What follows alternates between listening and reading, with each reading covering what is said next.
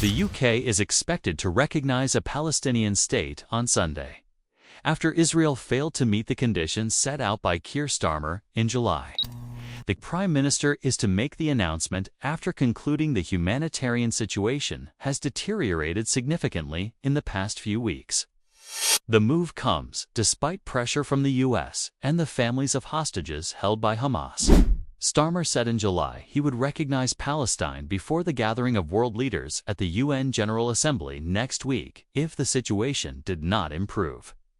Alongside the continued military offensive and humanitarian crisis in Gaza, the UK government is alarmed at plans to accelerate Israeli settlements in the West Bank, which ministers fear will end any hope of a two-state solution.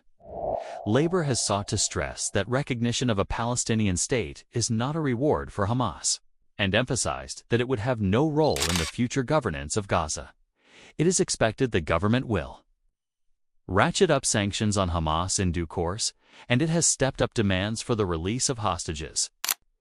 David Lammy, the Deputy Prime Minister who will represent the UK at the General Assembly, said, "It's important to state that the recognition of a Palestinian state is a consequence of the serious expansion that we're seeing in the West Bank, the settler violence that we're seeing in the West Bank, and the intention and indications that we're seeing to build. For example, the E1 development that would run a coach and horses through the possibility of a two-state solution. Israel has ramped up its offensive on Gaza City, including with strikes that health officials said on Saturday killed at least 14 people overnight." Later in Israel, thousands of demonstrators joined the families of hostages still being held by Hamas to demand that Benjamin Netanyahu, Israel's prime minister, negotiate an end to the war. High-level meetings at the UN summit involving world leaders begin on the 23rd of September. Starmer has found himself at odds with Donald Trump's administration over the move, which is opposed to giving official recognition to the state. The Labour leader previously suggested British recognition was conditional, and he would refrain if Israel committed to a ceasefire and long-term sustainable peace that delivers a two-state solution, and allow the UN to restart the supply of aid.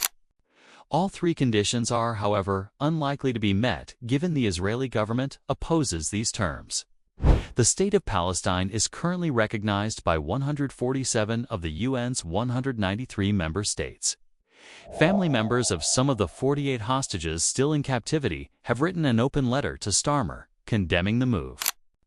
The letter said, "Your regrettable announcement of the UK's intention to recognize a Palestinian state at the United Nations General Assembly has dramatically complicated efforts to bring home our loved ones.